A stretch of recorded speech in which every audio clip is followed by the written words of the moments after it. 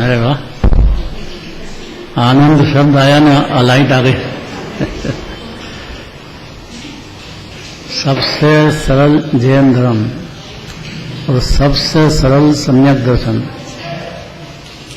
फिर मुनि दशा और आगे अनंत दशा है, तो बहुत पुरुषार्थ आगे की बात है। और अपने को जीव मानना है, जीव को देह नहीं हूं मैं, इतनी सरल बात है बस।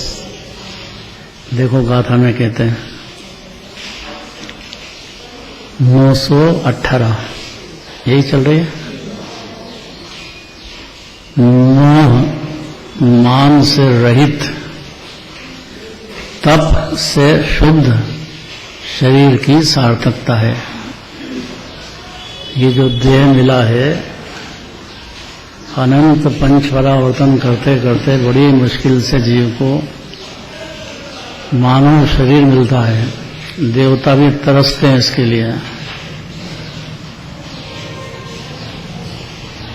इसकी सार्थकता काय में है।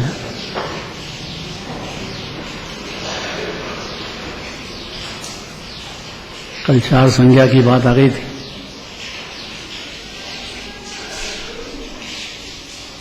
कि इसमें जीव सम्यक दर्शन में प्रकट कर जाए तो बहुत बड़ा काम कर गया हो। कितना सरल, देह में नहीं हूं, आत्मा में हूं।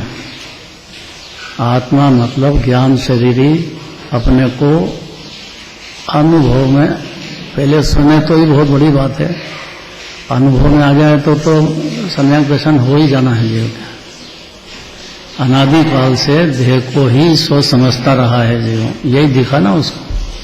अज्ञान इतना सही है, बस देह में हूं। अब देखो आचार्य क्या कहते हैं, कैसा है शरीर, शरीर है कैसा, और इसकी सार्थकता काय में है कि शरीर से भिन्न हूं मैं, इतना समझ गया, मान लिया जीव ने, उसमें सार्थकता हो गई मनुष्य हो जाएगा। क्योंकि सम्यक दर्शन हुआ, उसको मोक्ष की गारंटी है। 1 भव 2 भव 4 भव 10 भव बाद मोक्ष, जितना उसका पुरुषार्थ हो। कोई रोक नहीं जिनवाने की तरफ से। 8 वर्ष का बच्चा हो, वो भी पूरी ताकत रखता है मुनिराज बनने की। छोटा बच्चा हो ना 8 वर्ष का, उसमें ताकत है सम्यक दर्शन करके और आत्मा में लीनता कर करके मोक्ष चले जाते हैं। चले गए बहुत सारे।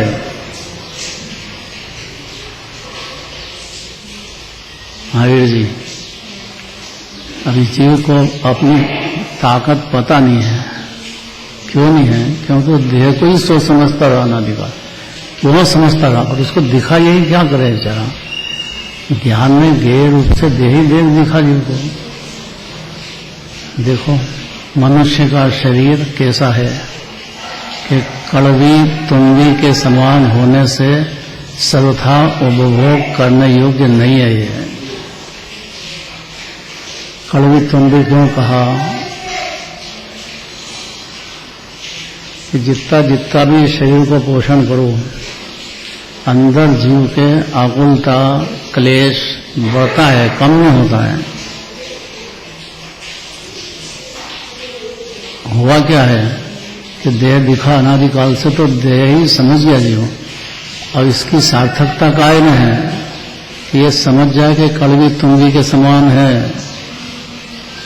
अभी कहेंगे, खुलासा बहुत करेंगे, बहुत बड़ी बड़ी बातें करेंगे। देखो बोलना सरल है कि देह से भिन्न है, देह से भिन्न अपने को अनुभव कर लेना, वो तो ज्ञानी हो जाए। सुनना भी बहुत बड़ी बात है, विचार में भी बहुत बड़ी बात है।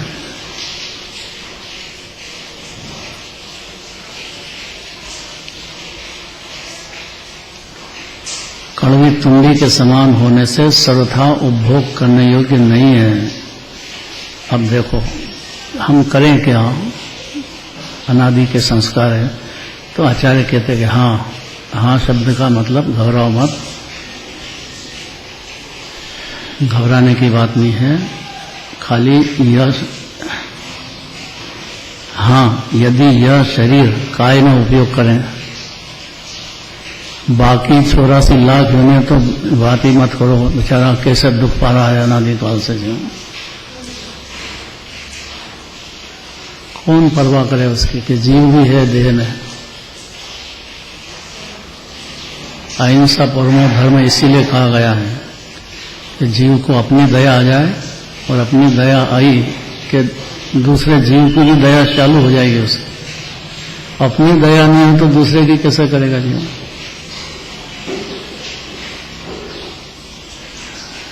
तो सच्ची दया तो सम्यक दर्शन होने पर ही होती, अपनी भी और पर की भी।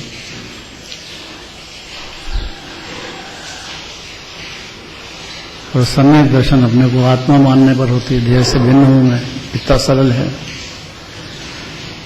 तो इसकी सार्थकता ऐसा कह रहे हैं, यदि यह शरीर मोह तथा जन्मादि छिद्रों से रहित हो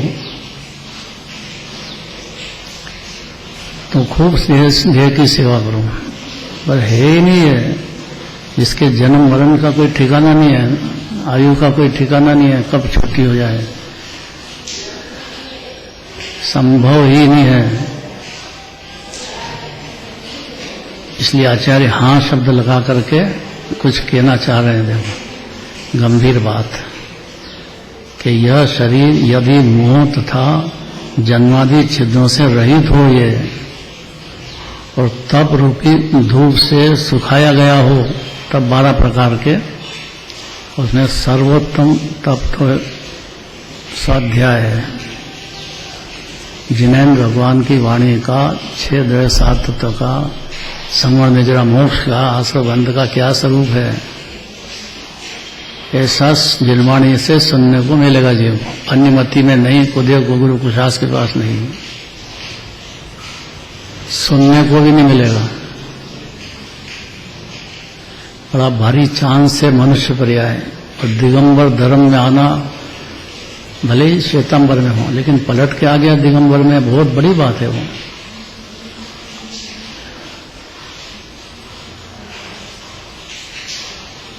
यहाँ तो गंधर्व देव ब्राह्मण से आए, 500 शिष्य कुछ ग्रहित मिथ्या दृष्टि थे,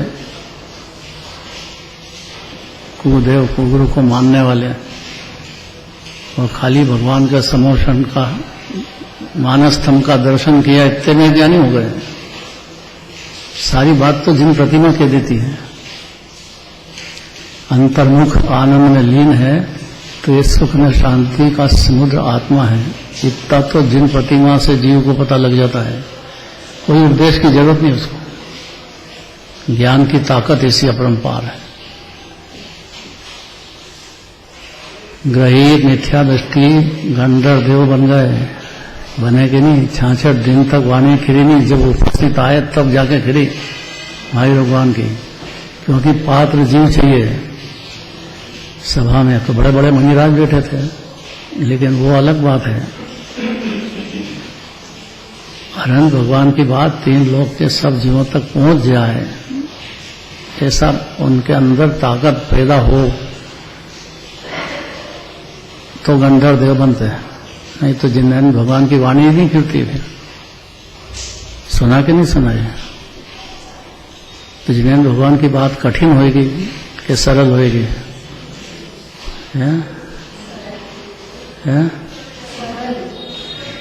अगर सरल समझ जाए तो मन लगने लग जाएगा, और दिनवानी तो मेरे समझ में ही नहीं आएगी। मेरे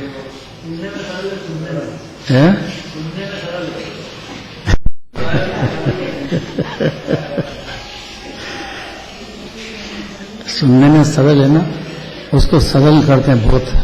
यदि सुनने में भी सरल लगे ना, तो खाली देह से भिन्न करना है जी, इतनी सरल बात है। मानना है ये था, ये सुने भी तो बहुत बड़ी बात है। माने तो सम्यक दर्शन ज्ञान चाहिए शुरू हो जाता है जी, कि मैं देह से भिन्न हूं। तो उसमें जहां देह अपनी नहीं तहां अपना कौन, जहां देह ही आपकी नहीं है, तो कुटुंब परिवार स्त्री पुत्र आदि कैसे अपने हो जाएंगे? मोह की नींद में बड़ा जबरदस्त नींद है ये। घर संपत्ति ये तो पर स्पष्ट रूप से पर है, छूट के जा रहा है। यहां से कोई ले गया क्या आज तक? और कभी भी देह छूटा के यहां का क्या साथ जाता है? जबरदस्ती माने जाता है मेरा धन है, मेरा है। धन संपत्ति पर प्रकट है और पर है, ये बहुत कठिन है। पेट में 9 महीने तक रखा माँ ने, और बच्चा है किसका? रोना मत देखो, रोने की बात नहीं है।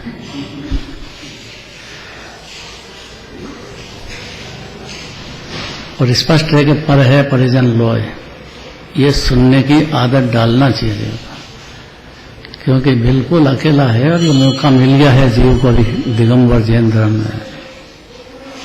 वहाँ भाग्य से कोई मौका मिल गया और जिनवाणी तक आ गया है, बहुत बड़ी बात है ये। तो यदि मान लो कि शरीर मोह जन्मादि छिद्रों से रहित हो और तप की धूप से सुखाया गया हो अंदर, तप माने 12 प्रकार के तप है, अंतरंग में अभिमान से रहित हो, ये सबसे बड़ा शत्रु है अभिमान, क्योंकि हर क्षण जीव ने अभिमान को साधा है। मंदिर में भी, स्वाध्याय में भी पूजन करे तो, प्रवचनकार बन जाए तो, चाहे जिधर ब्याह शादी हो घर में तो भी साधना अभिमान है। दिखाओ लोगों को, और लोगों को क्या दिखाना है, लेकिन दिखाओ बस, छेड़ नहीं पड़ती है। ये कठिन बात है। देखो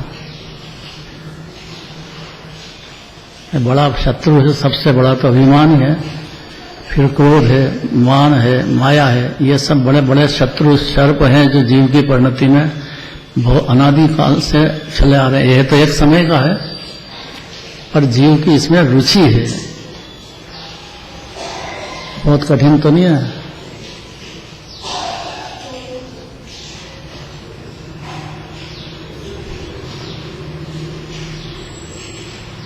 फिर भी देखो इस देह की कीमत, अगर इसको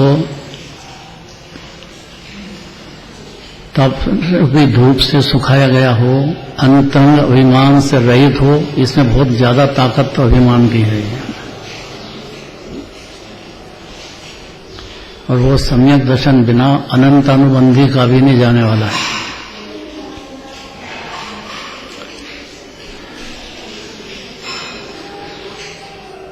तो यह संसार रूपी नदी से पार करने में समर्थ हो सकता है। कौन? कौन? हाँ, मनुष्य का हो, पशु का हो, देव का हो, नारकी का हो, इससे कोई फर्क नहीं पड़ता है। गति का कोई कभी शरीर के सभी शरीर धारण किया हो,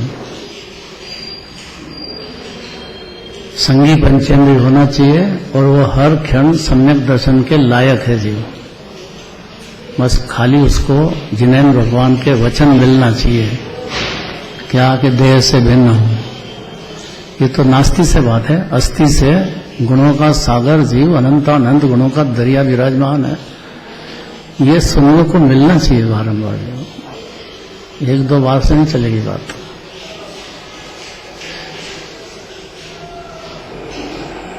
बहुत गहरी नींद है, मोह नींद के जोर जगवासी घूमे सदा, अनादिकाल से घूम रहा है।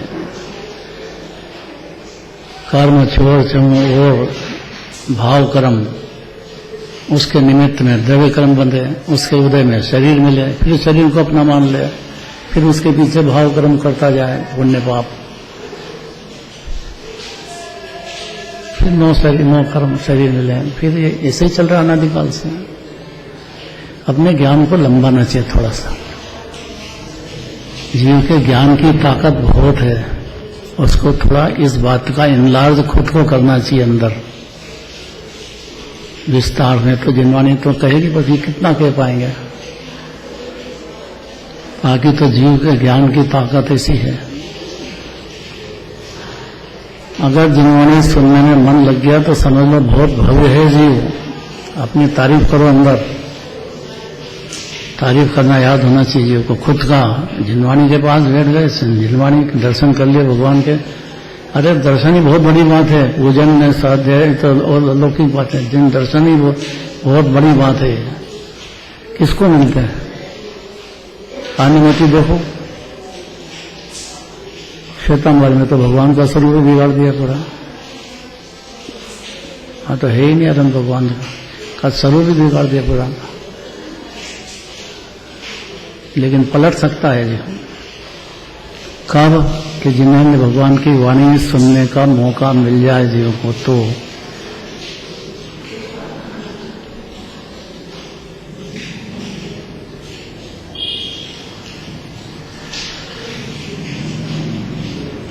बहुत बड़ा शत्रु कौन निकला? अभिमान। अभिमान से बड़ा कोई शत्रु नहीं है। विनय के बराबर जीव का कोई गुण नहीं है। विद्या ददाति विनयम, विनयम ददाति पात्रम। स्कूल कॉलेज के देख लो, कहीं का भी देख लो, उसमें विनय नहीं है तो घर में नहीं शोभता है जी। बाप की विनय नहीं कर सके, अब उसको क्या कहना? माँ बाप की विनय तो पहली बात है। इतना भी नहीं समझे हो जी, आगे क्या समझेगा वो? पात्र ही नहीं रहता हूं। इसलिए अभिमान सबसे बड़ा शत्रु है अंदर। और जिनेंद्र भगवान के सामने अगर नम गया है तो सारे रिश्ते लग जाएंगे जी। और यहां भी अकड़ रखिए, मान साधने लग गया जी, मैं बड़ा हूं, मेरे को याद है, मैं प्रवचनकार हूं, मेरी सब सुनते हैं, मेरा बहुत नाम है। क्या कीमत है इसकी? ये अभिमान मारने की जगह है, साधने के नहीं है। ये शत्रु अंतरंग बता दिया है। तो यह संसार रूपी नदी से पार करने में समर्थ हो सकता है ये जीव मनुष्य देह में आ गया, चारों गति में कहीं भी हो।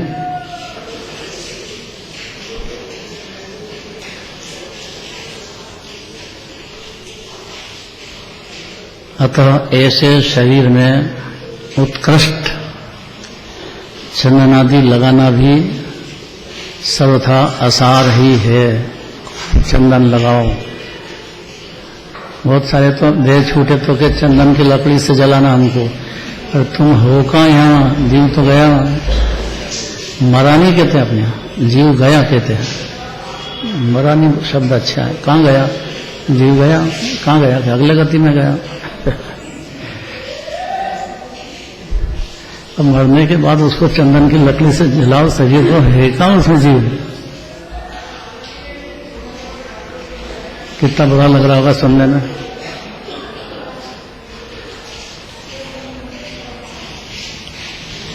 जिस प्रकार अत्यंत कड़वी तुम्बी, बहुत बढ़िया दृष्टांत है देखो आचार्य का, उपभोग के योग्य नहीं होती है। कड़वी तुम्बी होगी तो कड़वापन होगा, उसके लायक नहीं है वो। तुम्बी नहीं होती, तुम्बी कड़वी होती है। वो कड़वी है तो वो कड़वा ही होगा, उसको खाए कौन? लेकिन यदि वही तुम्बी छिद्र से रहित हो, दृष्टांत है बहुत बढ़िया है,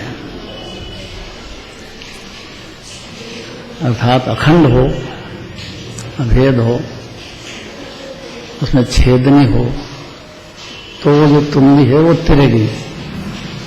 छेद हो तो इसमें बहुत रहस्य है कि जितना भी आत्मा के गुण भेद करके बात करते हैं वो सब समझाने के लिए है। आत्मा अखंड है, एक रूप काल, निगोट से लगा के सिद्ध तक कुछ भी आत्मा में।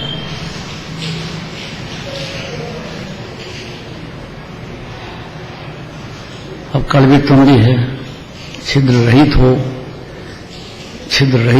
छेदनी हो, उस सुखाई गई हो और अंदर से भारी न हो, गीली भी नहीं चाहिए और अंदर से भारी नहीं हो वजन, तो नदी के पार करने में समर्थ होती है। उस तुम्बी जो है तैर करके नदी के पार चली जाएगी। इतनी सारी शर्त है।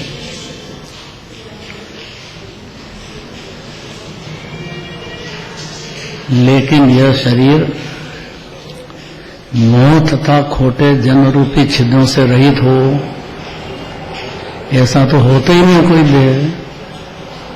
कदाच हो तो तिर जाए, पर हो ही नहीं सकता है तो क्या करे। कि एक ही इलाज है तीन लोक तीन काल में कि देह से भिन्न है जीव। ये बात बहुत जरूरी है।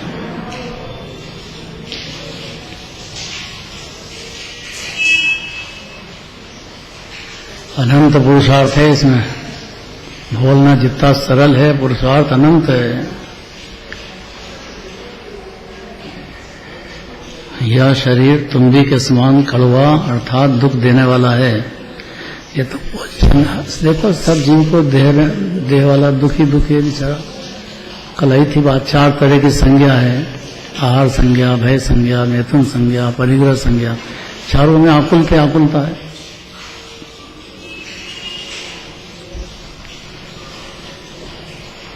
और जीव का स्वभाव निराकुलता है, शांति है, आनंद का भोग है, आनंद का दरिया है। जो यहां तक कह दिया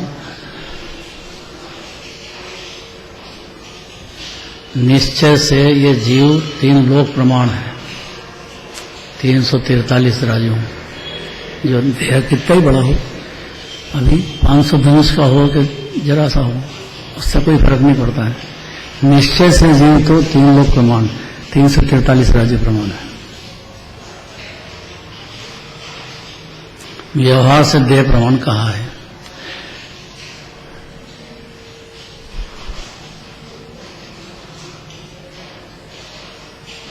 तामे जीव अनादि से भ्रमत है,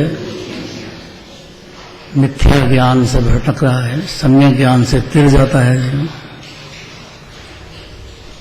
सम्यक ज्ञान केवल यह भगवान की वाणी सिवाय संभव ही नहीं है। केवली की वाणी कहने वाले मुनिराज हो कि चौथे गुण स्थान वाला हो, बात अरहंत भगवान ने जो कही है वही आएगी, ऐसा नियम है।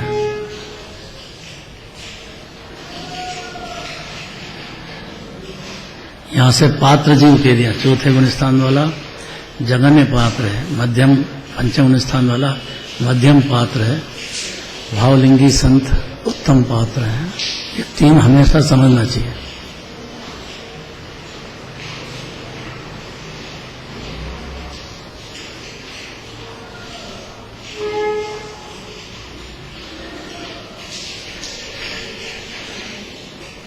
इस शरीर को खोटे मोह तथा खोटे जन्म रूपी छिद्रों से रहित हो तो तप रूपी धूप से सुखाया हुआ हो। 12 प्रकार के तप है।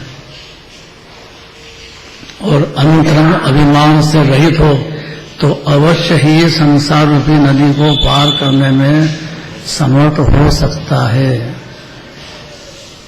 लेकिन क्या करें? इसलिए हे भव्य जीवों, भव्य जीव इसको कहते हैं कि जो ये बात को गंभीरता से मंदिर में नहीं छोड़ के जाएगा। मंदिर में सुनने को मिल जाती है, उसी का नाम दिगंबर जैन मंदिर है, जहाँ स्वाध्याय चलता हो, भगवान की पूजन चलती हो, भक्ति चलती हो, धवल मंगल गान रवा कुले जैन ग्रह, वो जिन मंदिर है। 3 बात होती है मंदिर में, भगवान की पूजन होगी, भगवान की भक्ति होगी, जिनवाणी होगी, वहीं चले जाओ। 3 लोक में कहीं भी दिगंबर जिन मंदिर होगा, 3 बातें मिलेगी। कभी भी चले जाओ, कभी मतलब सुबह के टाइम जाओगे तो मंदिर का मतलब ये है। कौन सी 3 बातें मनोज जी?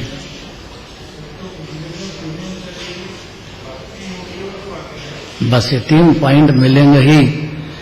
आप अगर पूजन के टाइम पे आए तो अब इतना ही प्रमाद है कि पूजन करना ही नहीं है तो उसका कोई इलाज नहीं है। इतना व्यवहार होगा उसको निश्चय की बातें मिलेगी, इतना ही व्यवहार नहीं होगा उसको कहाँ मिलेगी ये बातें।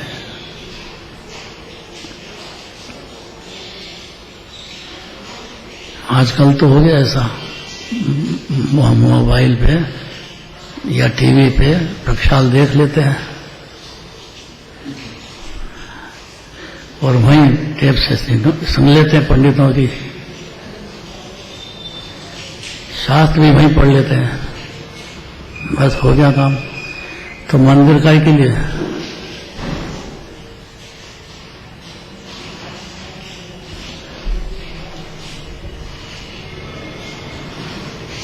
इसलिए हे भव्य जीवों, इसे प्रयत्न करना चाहिए, हमें प्रयत्न करना चाहिए। आचार्य कह रहे हैं, खुद भी करते हैं, आचार्य परमात्मा खुद भी प्रयत्न करते रहते हैं, इस मनुष्य पर्याय को सफल करने का प्रयत्न करते रहते हैं। दिगंबर मुनिराज भी, क्योंकि जब तक अनंत नहीं बनेंगे तब तक मुनिराज को भी अगला जन्म होएगा, फिर शरीर मिलेगा, ऐसे नहीं छूट जाएगा। इतनी स्थिरता वाले को भी शरीर फिर मिलेगा, पंचम काल वाले को। चौथे काल वाले मुनिराज की बात अलग है, क्योंकि पंचम काल में भाव मोक्ष नहीं हो सकता है, द्रव्य मोक्ष भी नहीं हो सकता है, क्योंकि भाव मोक्ष तो अनंत भगवान के हैं, द्रव्य मोक्ष सिद्ध भगवान के हैं। अब बाकी तो साधक दशा ही रह गई ना, इसलिए 14 गुणस्थान का स्वरूप समझना चाहिए। चौथा गुणस्थान क्या, पांचवां क्या, छठा क्या, सातवां क्या, किस ढंग से जीव प्रगति करता है अंदर अपनी शांति न आनंद की तरफ। ये तो दरिया अनादिकाल से जीव है ये। इसलिए हे भव्य जीवो, हमें प्रयत्न करना चाहिए कि हमारा शरीर मोह और अभिमान आदि अत्यंत छिद्र से रहित और तपादि से सहित हो। ये मनुष्य पर्याय का शरीर बहुत कीमती है, ये तभी हमको मोक्ष की प्राप्ति हो सकती है। प्रयत्न ही नहीं करें तो प्रयत्न बिना तो रोटी भी नहीं बनती है, प्रयत्न व्यापार भी नहीं होता है। 64 कलाएं हैं मनुष्य की, 64 कला, तो उसमें से प्रयत्न बिना एक कला भी नहीं सीख सकता है। चाहे जो कला हो ना, 64 तरह की, 84 कितनी कला है, 72 कला में भूल गया। ये जितने 72 कला में छठो जैसे कारीगर है, तो उसको याद होना चाहिए ना, मकान जोड़ना, ईंट धरना तो याद होना चाहिए कि धरती तो स्वतंत्रता से, हाँ धरती स्वतंत्रता से ही है, लेकिन वो कला सीखने में याद होना चाहिए उसको। अच्छा बढ़िया गायन याद हो तो ऐसे नहीं सीख जाएगा वो, खूब सारे गामा पदा सीखेगा, खूब रियाज करेगा, खूब मेहनत करेगा, तब जाकर के वो गाना गा सकता है अच्छी तरह से। बिना प्रयत्न के कुछ रोटी भी नहीं मिलती है। तो सब जगह जीव प्रयत्न करता आया है अनादिकाल से, लेकिन उसमें मनुष्य पर्याय की सार्थकता है नहीं। होती तो है, वो ज्ञानी के भी होती, लेकिन सार्थकता नहीं है। सार्थकता के लिए प्रयत्न करना चाहिए कि हमारा शरीर मोह अभिमानादि रहित, अंतंग सिद्धों से रहित और तपादि से रहित हो। यही मनुष्य पर्याय की सफलता है। और ये 3 शब्दों में बहुत सारी बातें कह दी हैं, आगे कहेंगे फिर। तभी हमको मोक्ष की प्राप्ति हो सकती है। मोक्ष माने मोह का क्षय, दर्शन मोह, चारित्र मोह। शत्रु यही है, मोह ही शत्रु है जो दुख, हर क्षण दुख देता है जीव। मेरा पुत्र है, अब देखो हर क्षण दुख होएगा कि नहीं होएगा। वो माने नहीं माने, विनय करे नहीं करे, उसके लिए करे जाओ, तैयारी करे जाओ, मेहनत करो, कमा के छोड़ जाओ उसके लिए, दुष्ट के लिए कौन साथ दे रहा हो? सब स्वार्थ के टोले हैं। लिया है कुटुंब परिवार, स्वार्थ का अड्डा है पूरा। तो हम लड़ाई करें, क्या करें? अरे भिन्न समझो, इतना मतलब समझ में आना चाहिए कि मेरा जीव अकेला जा रहा है, कोई शरण नहीं। 84 लाख योनि में जिन्हें भगवान की वाणी के सिवाय, जिन्हें भगवान सिवाय कौन शरण है?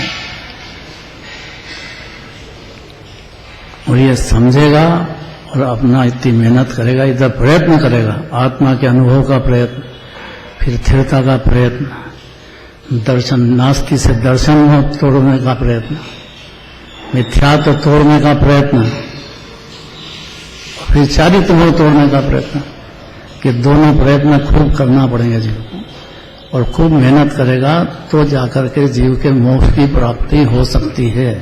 अर्थात अनंत काल तक अनंत सुख भोगेगा अंदर। अभी भी सुख का सागर है जीव, पर ये प्रयत्न करने की बात है। आगे कौन कराए कि गुरु के वचन सर्वोत्तम मोक्ष लक्ष्मी की प्रयत्न प्रदाता है। अब ये बहुत कठिन है। अब ये पढ़ने जितना ही टाइम है, बस एक तो गाथा पढ़ लो, फिर भारत और भाव, 3 काम करके छुट्टी देंगे। 5-10 मिनट ज्यादा लगेंगे, भले लेट आए लेकिन जल्द टाइम पे छूटना चाहिए गाड़ी अपनी। पढ़ो।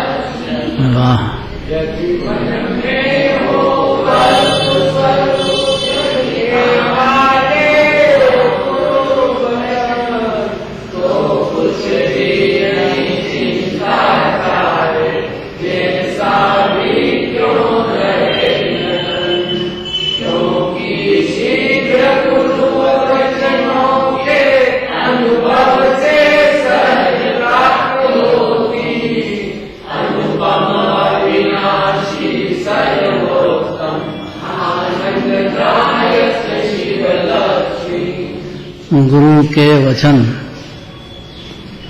दिगंबर मुनिराज के वचन महाभाग्य से मिलते हैं, या शास्त्र उनके जो भी हैं बहुत है। अपने पास सारी जिंदगी लगाओ तो इतने शास्त्र आचार्य मुनिराज लिखे गए हैं, पढ़ने की फुर्सत मिलना चाहिए जीव को।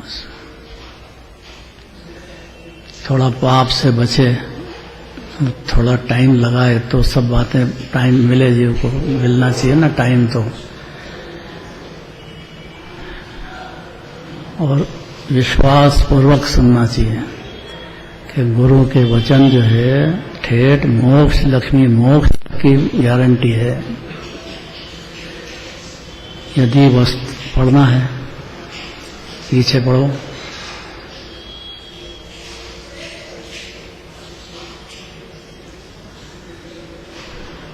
लड्डू नाम भूल गया, राजेश। लड्डू नाम याद रहता है, पेड़ा नाम रहता है, और लड्डू पेड़ा और मिर्ची। मिर्ची अब बचपन से यही देखा हमने, ये नाम सुने इनके। दिवाली के दिन हो ना तो पैदा ही दिवाली के दिन हुआ, ये भी दिवाली के दिन है ना, दूज के दिन, एक दिन बाद। हाँ लड्डू भी, राजेश पढ़ना।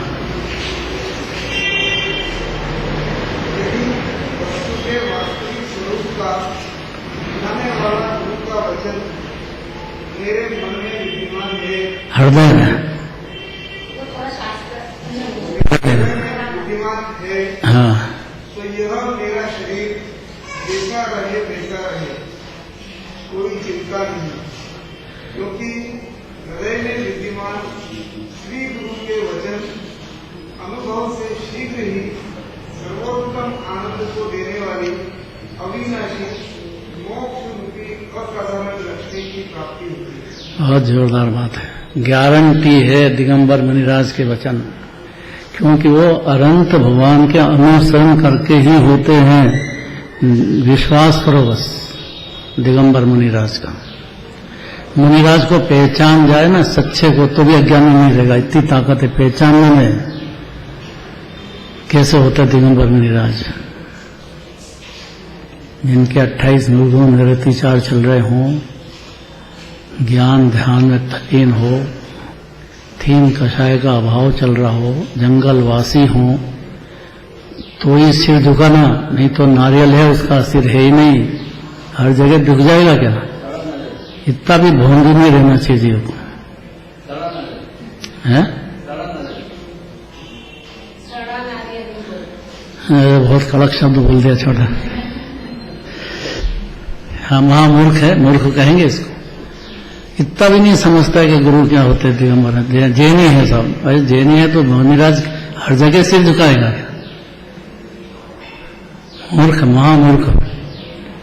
भाई सिर झुकेगा तो दिगंबर मुनिराज के आगे झुकेगा, क्योंकि उनसे सामने उनको हमको गारंटीड अरन भगवान की बातें मिलेगी, और ऐसी मिलेगी कि मोक्ष आएगा जी वो। अब इधर पढ़ो, कौन पढ़ेगा? अनुभव,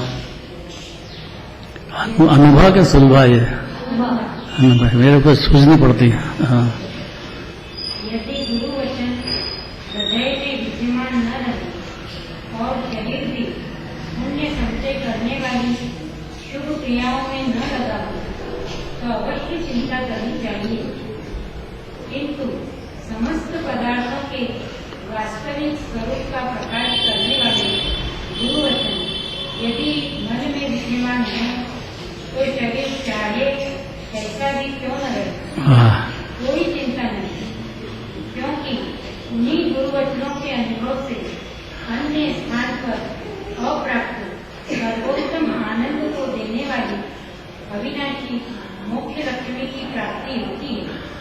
अतः जहाँ तक बने वहाँ तक भव्य जीवों को गुरु वचनों में अवश्य श्रद्धा रखना चाहिए। समय दृष्टि हो जाता है इसमें। गुरु के वचन पे श्रद्धान होने का नाम ही सम्यक दर्शन ज्ञान है, और चारित्र का अंश भी शुरू हो जाएगा। खाली जो दिगंबर मुनिराज कह रहे हैं, सांस ले गए हैं, जंगलवासी हैं, प्रचुर आनंद भोगने वाले हैं और मोक्ष जाने वाले, और उनके वचन भी तो पसंद सुनने को मिलना चाहिए ना। तो वो जिनराज के वचन है, और गारंटी जीव अविनाशी मोक्ष प्राप्त करेगा। ये तो बहुत बढ़िया, पंचमकाल में होता ही नहीं है कि ये बात सही है कि पंचमकाल में नहीं होता है, लेकिन मोक्ष मार्ग तो शुरू होता है, सम्यक दर्शन भी होता है, सम्यक ज्ञान भी होता है, और फिर जीव की चारित्र पुरुषार्थ के अंदर कितना आत्मा में फिर टाइम देगा, फिर हो पाएगा, उसके हिसाब से मुनिस्थान बोलेगा, उसका मुनिराज बन जाएगा, मोक्ष भी चला जाएगा। खाली जीव अपने आत्मा पसंद, आत्मा सुनना ही चालू कर दे कि मैं आत्मा कैसा हूं, वही बहुत बड़ी बात है। आगे चलेगी बात। शरीर की हीन अवस्था देखकर उसके लिए पाप करने का निषेध करते हैं कि शरीर जरा सा है, छूटने वाला है, मलमूत्र का ढेर है, उसके लिए पाप ही पाप, पांचों तरह के पाप में लगा दो टाइम पूरा, निषेध करने लायक है वो।